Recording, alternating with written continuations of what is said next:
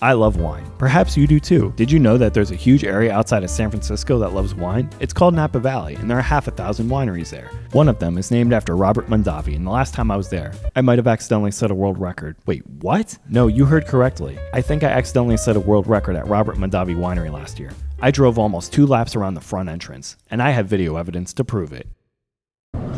There's Robert's precious wine. Precious grapes. Huh? I don't know. Yeah, I don't think you care. Wow, look at the fountain. Wow. Parking here, I guess. Or just going in a circle. Just going in a circle. That's called silly.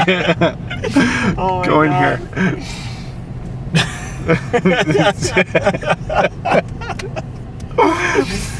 Oh God. Here, park here. Park right here. Oh my God. You did the full circle. So now that you've seen the video evidence of me performing this incredible achievement, I'm going to try to explain the how and the why of this miraculously uneventful, unknown world record.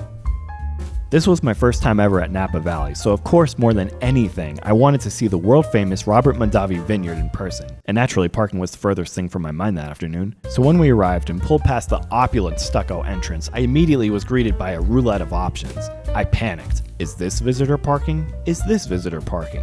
Where do the employees park? Is this area reserved for wine club members only? Actually, that wouldn't make any sense. Why would they make their most loyal customers park further from the entrance? I had absolutely no idea, but the roundabout was fast approaching, and I knew I had mere seconds to make a life-changing decision. Deciding to buy myself some time, I did what any person with 15 brain cells would do and completed nearly 2 laps around the front entrance that day.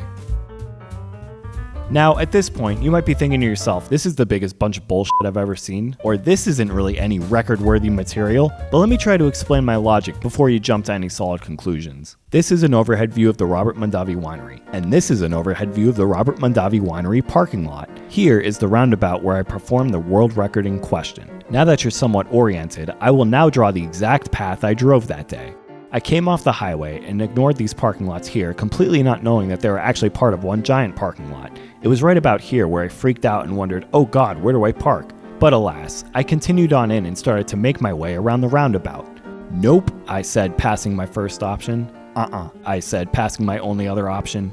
It was right about here where I wondered, where the f do I park? But I continued on around, absolutely dismissing the first option again, and I finally made a decision to pull into this lot and parked my rental right about here. But that really didn't answer the question. Why do you think you set a world record by doing all that? Okay, so most people visiting this winery are normal functioning human beings and would probably park here, here, here, or here. If you have to drop grandma off at the front entrance, they would drop her off here, and then most likely park here.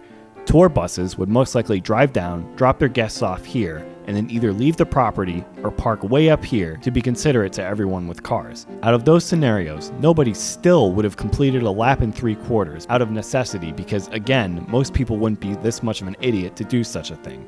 Here are the only 2 scenarios that I can think of where my unknown pointless world record might be beaten. A family drives to the front entrance and drops everyone off, but as Dad attempts to find parking, realizes that aging Aunt Ethel forgot her walker again and has to drive back around to give it to her. Only then would Dad have a chance at beating my record if he misses this area over here and then parks the car over here. But does Dad have video evidence of that?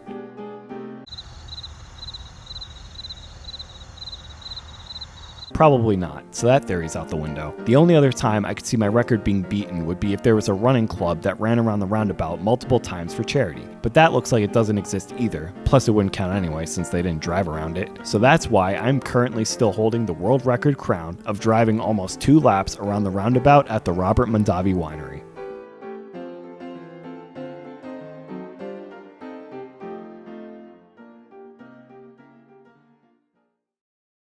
Did you know there's an area outside of Napa Valley that loves wine? It's called San Francisco. Oh, that's a keeper.